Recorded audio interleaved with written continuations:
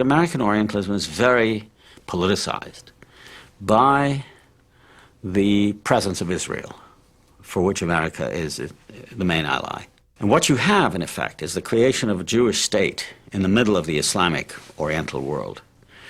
And the sense that because it's a Jewish state and a Western state, self-declared, there's a greater coincidence between American interests there than there is between American interests, let's say, in places like Iran and Saudi Arabia, which are important because of oil.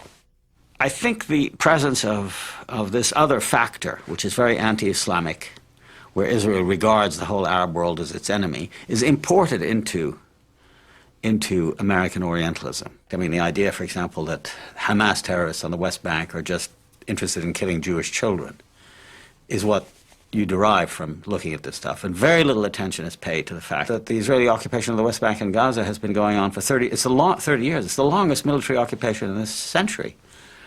And so you get the impression that the only problem is that, Israeli security is threatened by Hamas and suicide bombs and all the rest of it. And nothing is said about the hundreds of thousands, millions of Palestinians who are dispossessed and living miserable lives as the direct result of what Israel has done and is doing. So there's a sense in which the Arab struggle for national independence, and in the case of the Palestinians for national self-determination, is looked at with great hostility as upsetting the stabilities of the status quo. And that makes it virtually impossible, it's a tragedy, virtually impossible for an American to see on television, to read books, to see films about the Middle East that are not colored politically by this conflict, in which the Arabs almost always play the role of terrorists and violent people and irrational and so on and so forth.